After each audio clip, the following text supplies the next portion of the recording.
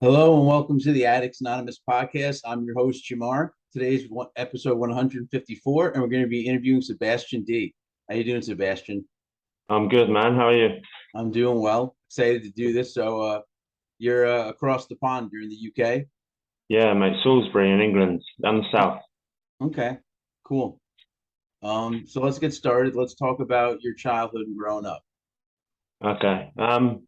My childhood was pretty normal childhood. Single mother and one older brother.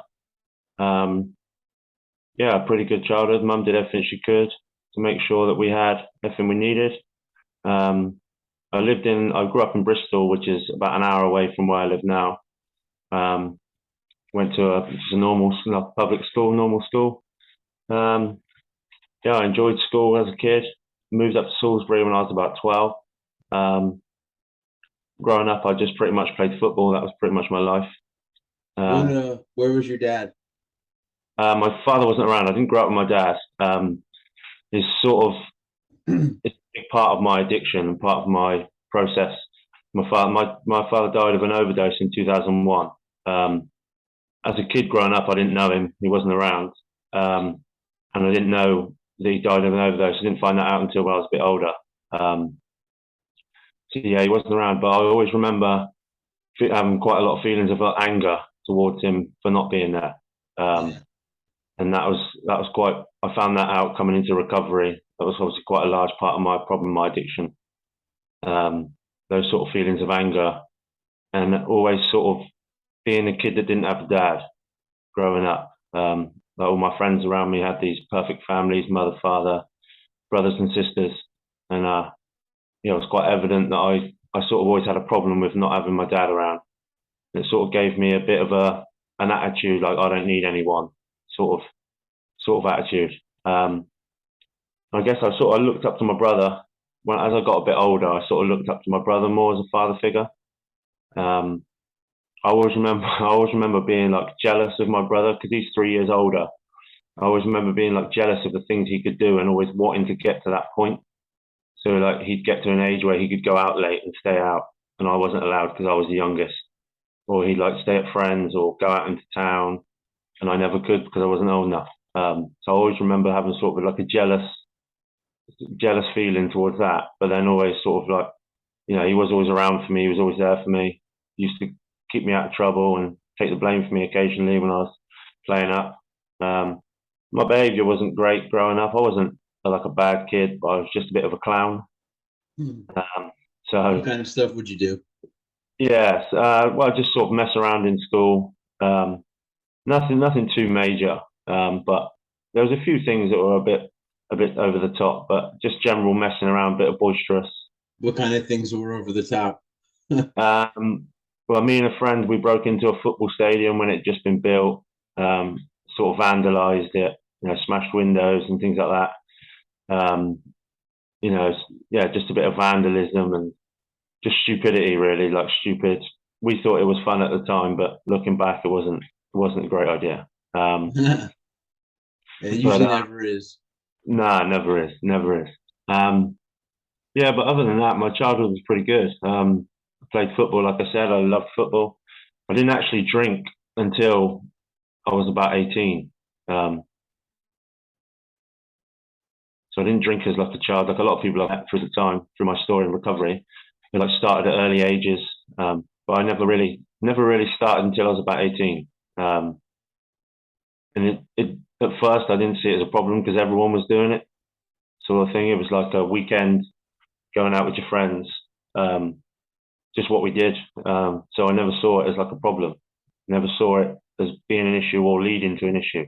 I just thought it was normality because everyone around me was doing it, so I didn't see the problem. It wasn't until I was a bit older that I started experimenting in drugs, maybe 22, 23. A bit of weed, smoking a bit of weed here and there with some friends. Again, at the time, I didn't see it as a problem because it was just what people did. Um, and yeah, I guess it was sort of like a progression for me. Like my drinking started just at weekends. For a good few years, it was just partying with friends, and then those friends we started drinking in the week. We used to play like FIFA, like computer games, and we'd sit and have a few beers and play computer games. And yeah, that sort of progressed into Fridays and Saturdays going out, and then Wednesdays we'd meet up and drink, and then a Monday we'd go out and watch some football and have some beers. Wednesday we'd drink. Friday, Saturday we'd go out, and then it was like Thursday, Friday, Saturday going out, Mondays beers, Wednesday beers, and it was like just sort of a sudden progression. And then sort of the drug taking sort of, again, it was something that, Was it always social? yeah, yeah, at the start, yeah, it was always social, which is why I think I never saw it as a problem or like an issue, because it wasn't causing any problems in my life. It was just everyone else was around me doing it. You know, it was just, I was still going to work. I was, you know, still functioning in life. So I didn't see it as a problem. Yeah, I was just talking with someone else before, saying that was my problem. I used to do good. I was making money and I paid my own bills and lived on my own, and Yeah. I thought there was nothing wrong with what I was doing Yeah, exactly. because I Exactly. thought I was a functioning human being, but I really wasn't. Yeah, that's it. And even when the drugs sort of kicked in, like 22, 23, we used to take cocaine. And, you know, a few of us would be doing it. So again, and it never really crossed my mind that it was a problem. Obviously, I knew drugs were bad, but it was one of those things that everyone I knew was doing it. So I didn't see it as causing any issues in life. Didn't see it as, you know, a problem. It wasn't until I was a bit older that it sort of progressed into more frequent use, if you see what I mean. Maybe when I was about, I think about 28, so I'm 35 now, and about 28, 29, it started becoming a bit more regular than just weekends and partying. It slowly creeped into the Wednesday nights when we were drinking, we'd get some as well. Real But quick, going back a little bit, what was your high school life like? So you said the first time that you ever touched anything was what age? about 18, About 18. All yeah, so right. I never drank through school and stuff. So you were sober through school. You didn't get in any trouble that way. No, I didn't get any sort of trouble for drinking and stuff through school. I was quite into fitness and like running and football, so it never really came up. And through school, I just had like a normal, was just like a normal like school experience. Like me and my friends would hang out at weekends. There was never any sort of drug taking or experimenting in the school days. It wasn't until I got older. Okay. So you got Um, lucky yeah, well, yeah, I was lucky, but then in that regard. but then I feel like I crammed where the stuff that most people spread across 20 years, I sort of crammed into 7 or 8. Yeah. Um, so yeah, and it's looking back, I think a lot of people knew I had a problem with alcohol before I did. Like family and stuff around me sort of knew that it was an issue because I could never stop.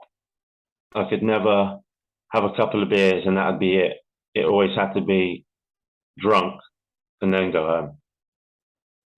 home. Um, Did you and drink till you passed out? pretty much, yeah, every time.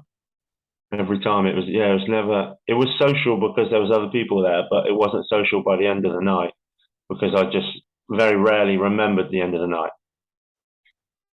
Um, yeah, and then when the drugs came in, um, for a few years, it was still just a social thing. It was still something that people were doing around me. So I never, again, saw it as a problem and I never had any concern myself about it. And then I think the more I drank, like I had these severe feelings of like towards my father, towards my dad, of not being around. I always had them growing up, like these anger feelings, and I always used to think about it quite a lot. But never talk about it or never tell anyone. And to this day, I don't know whether that made me drink more at certain times or made me do things at certain times. But like the alcohol sort of took away those thoughts.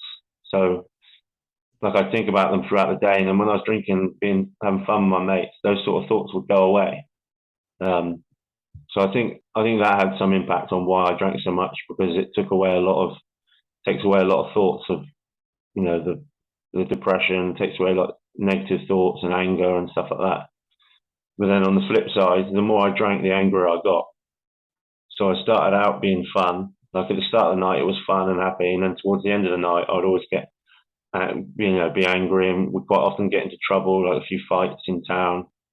Did you Um, ever figure out why you used to get angry? yeah, so we're coming into recovery. Um, I've sort of realised it was all based around my dad. Um, It was, you said? Yeah, I think so. Yeah. Well, yeah, it Okay. was sort of like separation issues, and I always came across confident and like a bit of a Jack the Lad, but deep down I wasn't confident, and I just needed a drink to let that out to sort of give me confidence. Um, and I think because the stuff that I was locking away inside me, I think when I drank, it sort of came out without me knowing, like the anger and stuff. Um, yeah, and it sort of sets you free from yourself, doesn't it? If you drink. When you drink or you take drugs, it sets you free from the negative side of yourself. Does that make sense? What do you mean? So, like, it stops me thinking about the things that upset me or make me angry and things like that. It would stop me thinking about those. So I sort of just Well, let yeah, go. it kind of numbs you.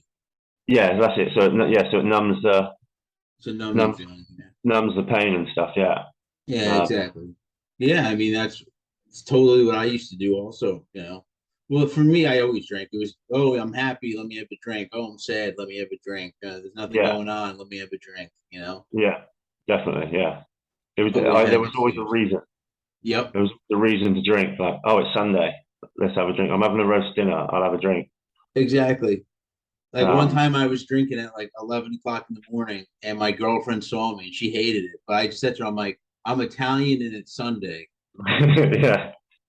That's it. So So it's like when events would come up, like a friend's birthday, we'd have like a breakfast in the pub at like 9:30, and it's like, oh, it's his birthday. We're allowed to have a beer with our breakfast because it's his birthday. yeah. And so we'd always looking for a reason or an excuse to drink at any point. Yep.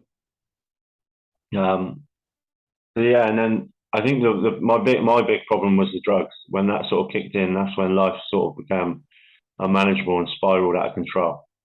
What age? So you didn't start using till later in life. But what happened after you graduated high school? Did you get a job? Did you go to college? Well, So I went to college for about half a year and then realized it wasn't for me. I didn't enjoy education too much. So I sort of didn't, I left college halfway through the first year. Um, and I just sort of jumped between various jobs, construction, warehouses or offices. I did probably 7 or 8 jobs until I found the job that I do now. Um, yeah, I just sort of danced between jobs. what kind of jobs? So I worked in like offices doing admin. I worked in construction, doing like labouring jobs, like manual work. Um, Worked in shops or warehouses, just just your standard jobs that a young, uneducated, unqualified person would do, I guess. Okay, fair enough. Um, yeah. So growing up, like as a kid, I can't look back and think of any reason at any point through my childhood, apart from my dad, that had any like link towards my drinking or to my drug use. And even my early 20s, there was no. I had a pretty good life, to be honest. I always had a job. I never struggled to find work. I always had friends around me, good social life.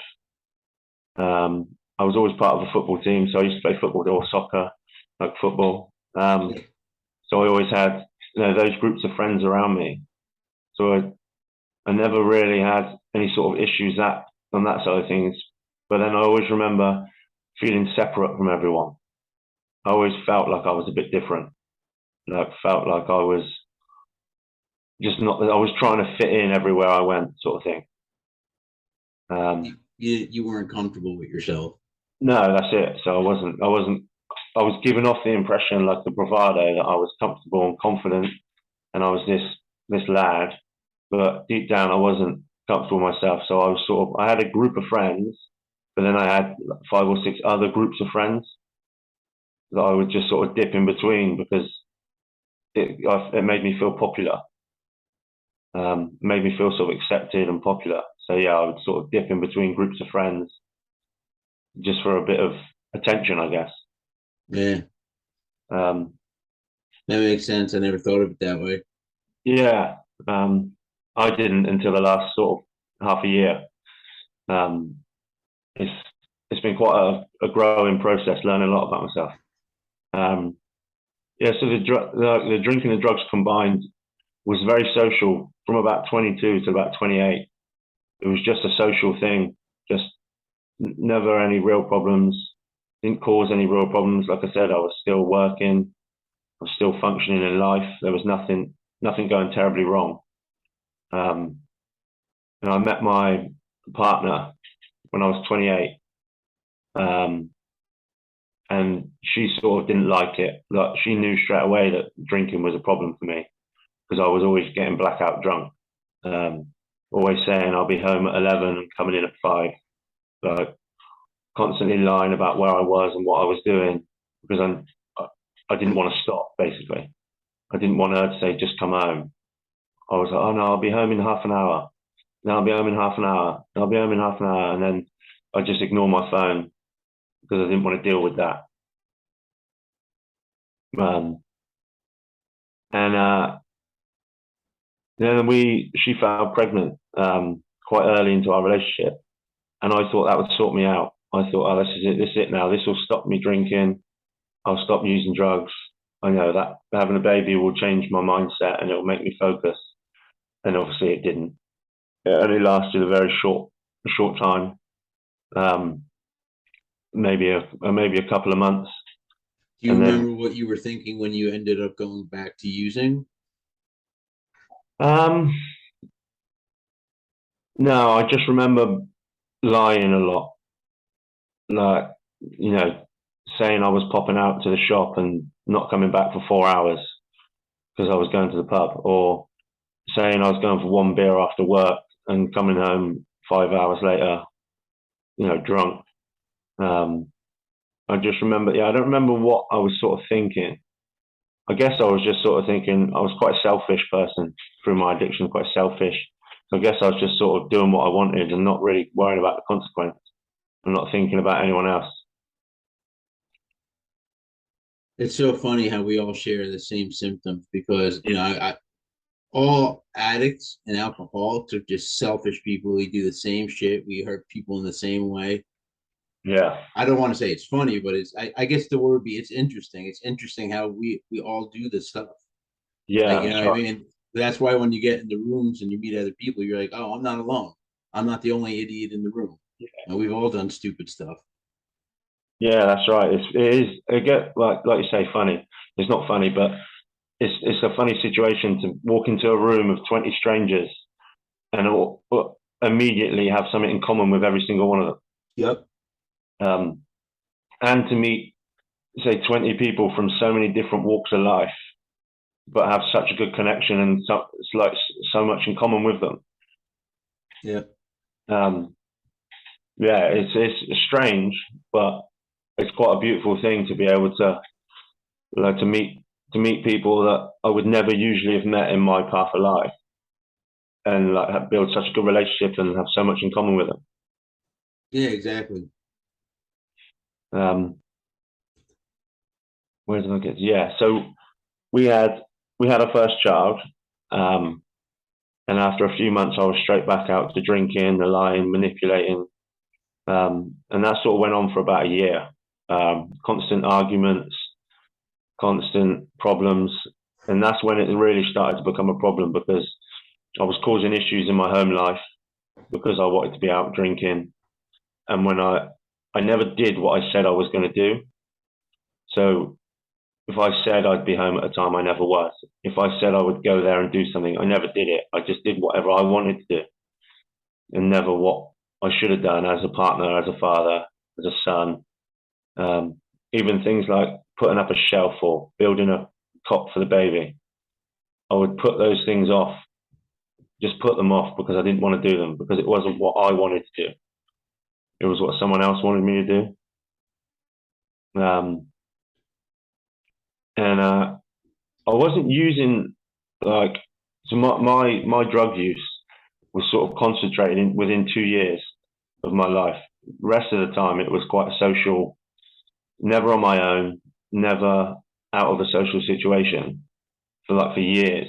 It was just with friends, um, and in the environment of other people doing it. It wasn't until the last couple of years of my addiction that it became unsocial. I started doing it on my own, not wanting to be with other people, not wanting to share, not wanting to tell anyone, sort of hiding it from people. And it became very antisocial very quickly. And we had a second child. So my partner gave me another chance because I promised I was going to sort myself out. And at the time, I genuinely meant it. Like I said, I'm going to stop drinking. I'm going to give everything up. I'm going to sort myself out. And at the time, I absolutely meant it, or I believed every word I was saying. But obviously, it didn't last because I wasn't able to stop myself. I was trying to do the things that you do when you want to stop on your own, like join a gym, thinking, oh yeah, join the gym, that'll stop me drinking or using, or change jobs, or stop hanging around with certain people, trying all these different things that we try to give up on our own basis. Obviously, I didn't get any success with any of them. And so we had a second child, which again, I thought, that's going to sort me out. This is the one, this is the time now. I'm going to stop drinking, stop using, because it was starting to have a financial impact as well. Because obviously drugs are expensive and so is a baby. But at the time, I wasn't making the right choices as to where the money was going. So the second child comes along and I changed jobs, and everything goes all right for a few months. I sort of had this cycle of when I wanted to give up or when I made these promises, I'd be all right for a couple of months, maybe 3 months, and then the old habits would slowly creep back into place. So I'd slowly start drinking, slowly start hanging out with friends, slowly start slipping little lies into my daily life. And then it would just creep into heavily drinking, using, not coming home when I say I'm going to be home, not doing stuff, lying constantly. So the second child sorted me out for a few months. And then because of my using and my lies, we sort of hit a wall in our relationship. Well, she couldn't be with me because of the way I was. And I had an attitude of, I'm going to do what I want. So, I'll do what I want. And I'd like to say I was always there for my kids. I was always around my kids, but I honestly can't say I was present the whole time. So I'd be there with them. I'd always see them when I say I was going to see them, but I'd be on my phone, not really paying them much attention, or, just not enjoying the time, not actually being present with them. I was just in the same room. And then that's my addiction sort of spiraled wildly out of control from there. It then became antisocial, daily use, just hiding it from everyone, spending the money I didn't have to spend on it, like begging, borrowing from people to pay this person, to get more drugs off of this person, just bouncing around, just making sure I got my fix, making sure I got my use. And I didn't take anyone else's life into consideration. By that point, it was just all about me and making sure I got what I wanted at the time. And it became, like I said, daily. I'd just be out in my car. I'd just go for a drive in my car on my own, just sniffing drugs, drinking beers. I'd go for a walk around the field, or anywhere. I'd go down to the beach on my own and just sit on my own, just using, drinking, sort of in my own little world, in my own little hole. And that's when it sort of stopped being fun. Because growing up with your friends and going out, it's sort of a fun. I'll never lie and say I didn't enjoy it. I loved it at first, Like I love the partying, I love hanging out with my friends, I love the buzz I got off of it. But then it became something I hated, and I couldn't stop. I couldn't stop doing it, even though I didn't want to do it, and I hated doing it. It yeah, so it just spiraled basically, and it was probably a good year and a half of just constant using, constant drinking, um, constant lies. Just it was a nightmare. My head would just be spinning constantly of what I'm going to tell this person, how am I going to tell this person, what am I going to say there, and it's just it was a nightmare.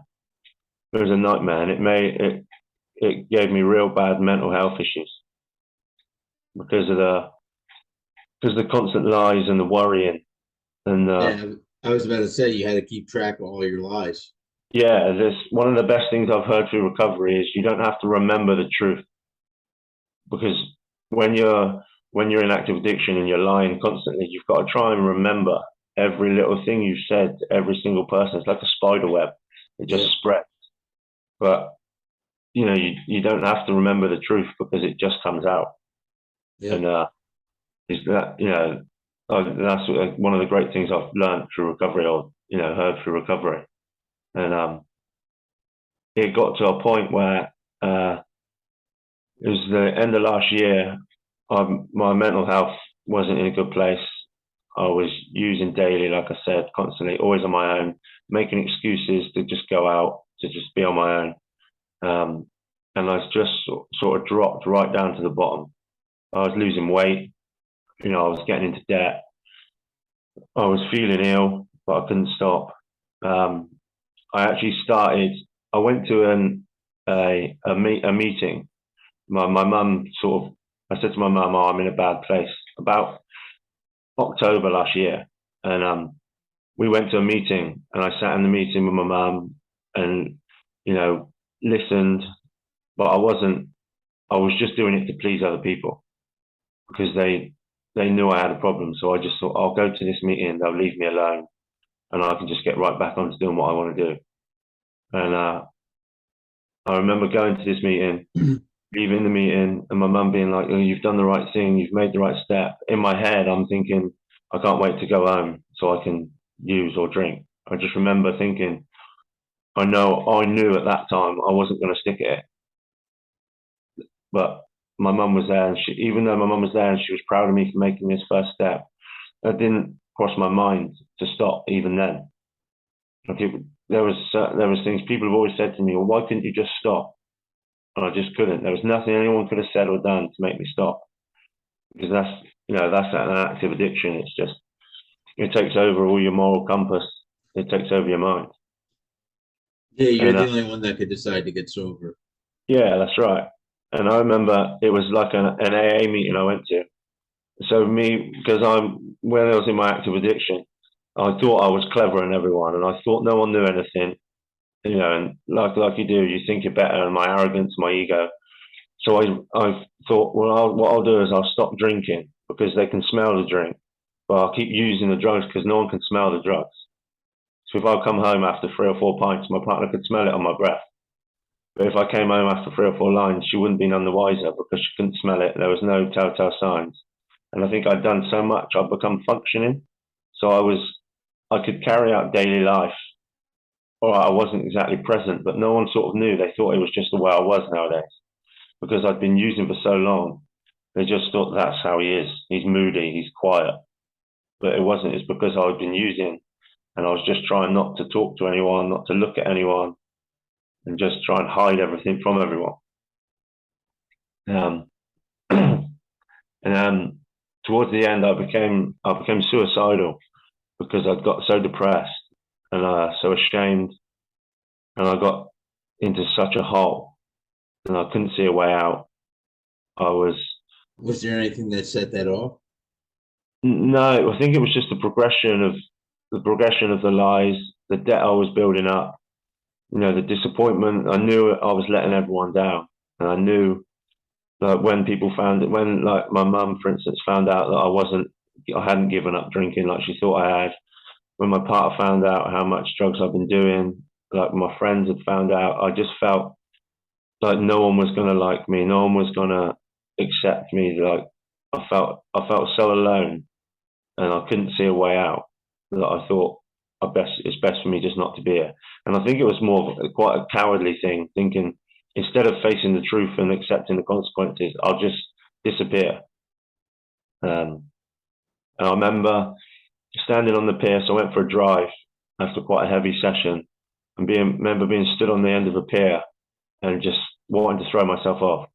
And I stood there for quite some time, and I had my dog. I've got a little dog, and I had my dog with me. And I still to this day, I think the only reason I didn't do it is because my dog was there, and I couldn't bear to leave her on this pier. It's about an hour away from my house. So I think to this day, like I said, the only reason I didn't do it is because I had the dog there with me. Because I honestly believe if I'd driven there without the dog on my own, I'd have done it. I was in that much of a bad place that I'd have done it. I probably would have ended it right there.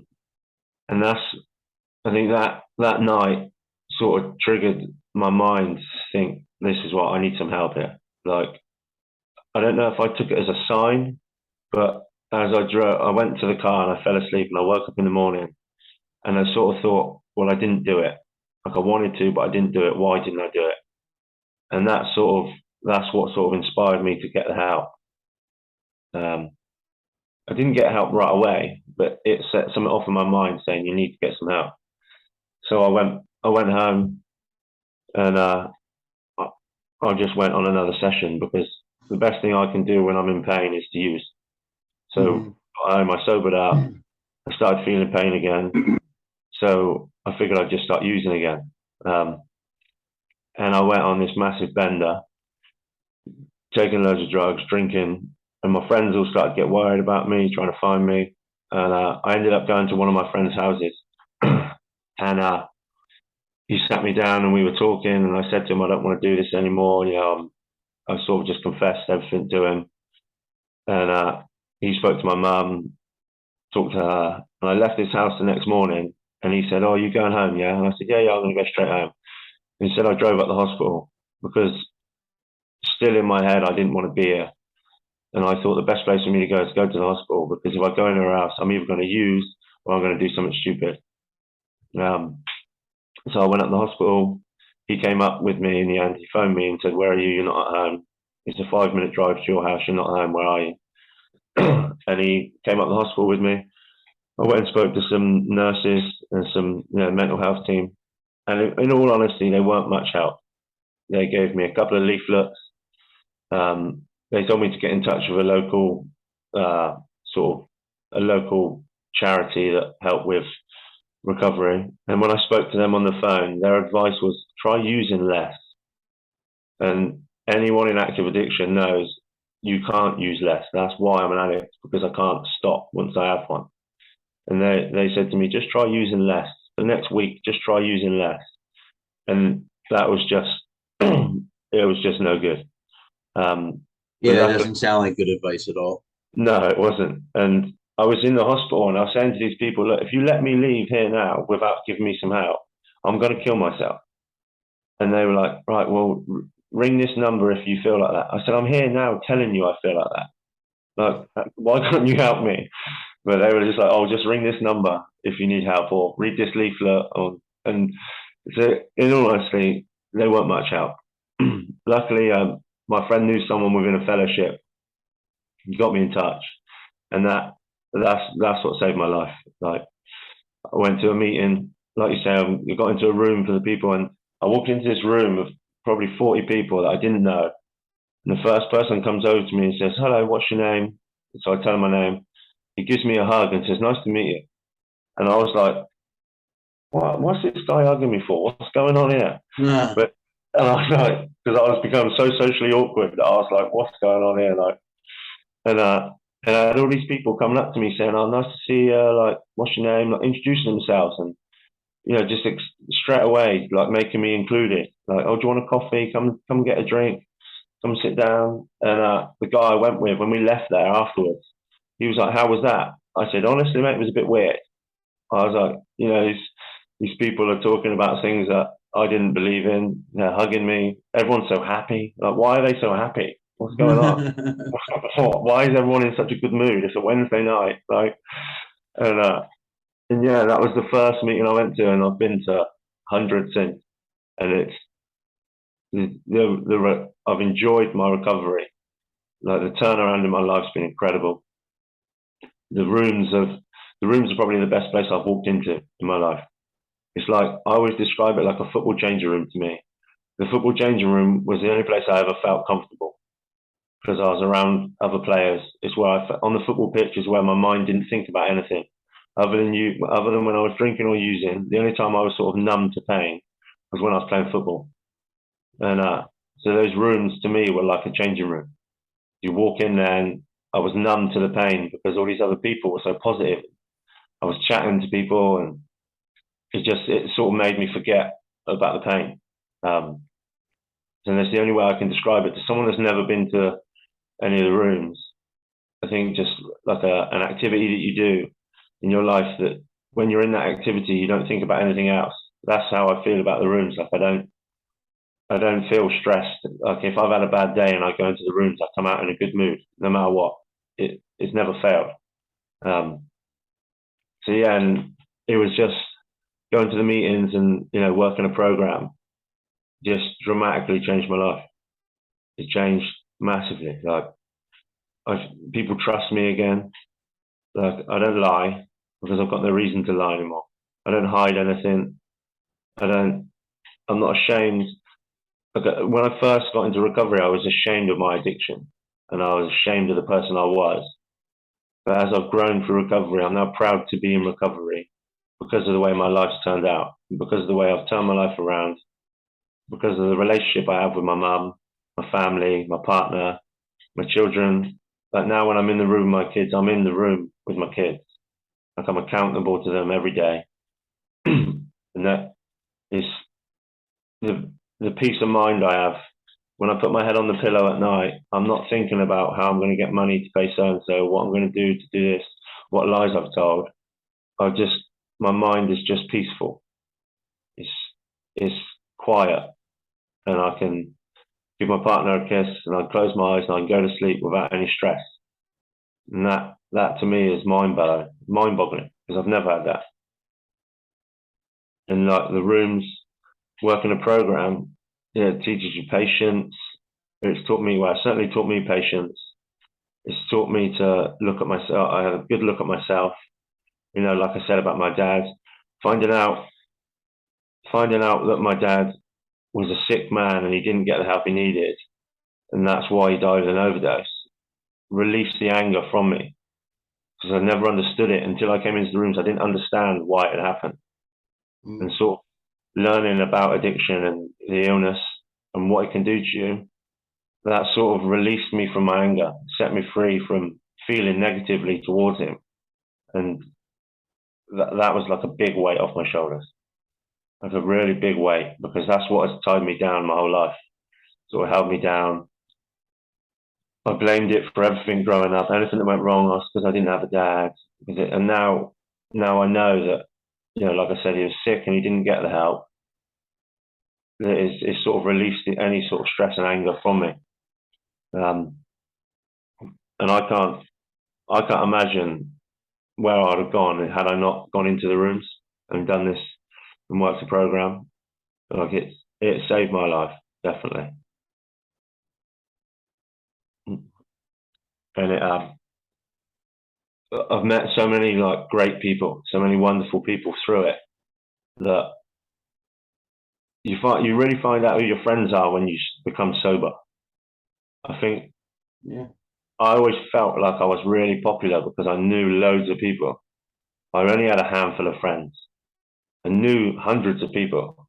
Right now that I'm sober, I realize I only have a handful of friends, and that's all I need. Like, a handful of good friends and some other people, some great people, but you really find out your true friends when you stop drinking, or you're sober, or you reach the bottom and you ask for help. Because the true friends are the ones that have always been there, checking in with me at the early recovery days, seeing how I'm doing, talking to me, to now not treating me any differently because I don't drink. Like, we go out and socialize, and there's no awkwardness because I don't drink. Like, I can happily go out with my friends and they can drink and I just don't, because I'm in such a place that I don't need to. And so it's not awkward. There's no issues there. That's great. I mean, it's amazing what can go on in the rooms when it comes to just people being like-minded, just going through the same stuff and the power that brings with it. So, was there any specific single instance that brought you to the rooms?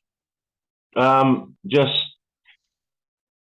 when I became suicidal, and my friend introduced me to someone that was part of the rooms. It's Okay. it was someone that I knew from years ago. So I actually knew him when he was in active using, um, and he's now 5 years clean and sober. So my friend got me in contact with him, and he said, "Yeah, okay." I told him everything that was going on. He said, "I'll come and pick you up in 2 hours," and that was it. He could drive around my house that night, pick me up. So I think my friend put me in contact with him, and him, working his program and saying, "Yeah, I can take you to a meeting tonight. I'll come and pick you up, and we'll go together." Um, so yeah, he took me to my first meeting. Um, he's my sponsor now. So I speak to him daily. We work together daily. Um, yeah, and so the only instance was my friend put me in contact, because obviously my friend knew, it's sort of a mutual friend. So he knew about his past. He knew about what he was doing now. So he was like, you need to speak to him and go through what he's done, because that's, he was where you are 5 years ago, and now he's in this sort of place. I think I was always quite a skeptical person, so I was always a believe it when I see it kind of guy. Yeah. And I think knowing him at his worst stage, and then seeing him 4.5 years clean, I think that helped me massively to throw myself at the program, because I saw with my own plain sight that it worked for him. Like, I saw him at his worst. He told me, "This is what I did, and this is where I am now." And straight away, I thought, "Well, I'm just going to do that then, because it's worked for him. It's got him to where he is. So I'm just going to do that. Like, why wouldn't I?" Yeah. Makes Um, sense. yeah. Um, I think now, the point of my recovery now is I want to try and help as many people as I can, and I want to talk about it as much as I can, and raise awareness, and raise the sort of lift the stigma, and raise the profile of like fellowships. And then there's like, you're not allowed to advertise sort of fellowships, and there's quite a few like tricky rules like anonymity and stuff like that. But I want to try and help as many people, because I was in such a bad place and no one around me knew it. Um, so I think there could be other people out there that are in this bad place that don't know where to turn. Because had it not been for my friend introducing me to this guy, I wouldn't have known where to go, and I wouldn't have known what to do. So I'm trying to slowly try and reach out to as many people as I can, just be as open and honest as I can. So that's why I set up my Instagram page, to share my journey. Because if someone sees it who may be in a bad place and they want to get in contact, it's always open. And it's somewhere that if someone needs some help and they want some help, they might go, "Oh, I saw Seb, he's got this, he's done that. Maybe I'll message him." Or if they know someone that's struggling, they can message me and say, "Oh, I've got a friend who's struggling. Have you got any advice?" Or blah, blah, blah. And I don't know what it's like in the US, but in the UK, men don't talk to each other. Like, we don't tell each other if we've had a bad day, or we don't tell each other if something's wrong. I don't know if it's the same in the US. It depends on the guy. It's like a real, I don't know what it is, but I feel like there's a real, like a pride thing, especially the people I know. If someone says, "Oh, have you had a good day?" It's just, yeah, good day. It's never an honest, actually, nah, it sucked. Like, and that's what I'm trying to break. So I'm trying to break it down so that people feel comfortable talking. And I know there's a lot going on in the world with like releasing the stigma and mental health and men talking, but I think that's why I started my Instagram page, because if I can be open, honest, you know, tell people if I'm having a shit day, tell people the bad things that I've been through, and that there's hope to come out the other side, then maybe someone might get some help from that somewhere. I don't know. What kind of post you said on your Instagram page? So I just basically talk about my recovery. Um, What do you do, like short videos and stuff? yeah, like, or just, like videos or pictures, or reels, just basically like about how my relationship with my kids at the start, like I'm just very honest about how I treated people and how I treat them now. About, so for instance, I was able to, through recovery, I was able to clear my debt, and buy a new family car, which was a massive thing for me because I've never done that. Hmm. So I wanted to share that. Say, look, I was in real bad debt in a real bad place. But thanks to recovery and sorting myself out, I managed to get a new car. Um, my partner, for instance, I showed appreciation for my partner and just say how I treated her at the start. I'm just very open about how I was before and how I am now, just to try and show people that there is a way to change. Um, and obviously, I'm not allowed to post certain things through the fellowship because of anonymity, but I'm happy to share my journey and things that I've been through, things that I'm doing now, things like my daily routine, for instance. I'll share my daily routine just to show what it is I do on a daily basis to stay clean and sober. Because it's not a lot of work. I don't feel personally it's a lot to do. It maybe takes 20 minutes of my day, but 20 minutes of my day for 23 hours and 40 minutes of clean and sober life, I'll take that. I'll take that exchange every day of the week. So yeah, I basically just try and post some positive messages, my story, just to hope that maybe if someone sees it and they're in a bad place, they get some hope from it. Cool. So my last question, I ask everybody this. Do Hmm. you have any advice for people listening? Speak to someone. If you're struggling in any way, maybe it's not addiction. If you feel like you have an addiction or you feel like you have a problem, there's fellowships and there's people out there that can help. There's all you can do is reach out. You can find help online. There's numbers you can call, websites you can visit. But anyone that's maybe not, who doesn't think they're an addict, or maybe it's not an addict, just talk. If you're not having a good time, talk about it. Tell your friends, tell your family, because there's nothing worse than keeping it inside and letting it build and marinate inside you, because it will only get worse. Talking to other people lifts the feeling you have. It will help. If I can talk to people, anyone that knows me or anyone that knew me before, if I can talk openly and honest, anyone can do it. That's great.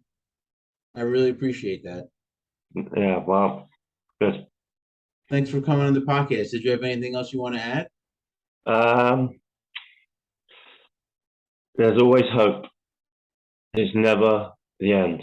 There's always a way out. That's that's something I can believe. There's always a way out, no matter how bad life is, no matter how bad any situation is. There's always another road. There's always a way out.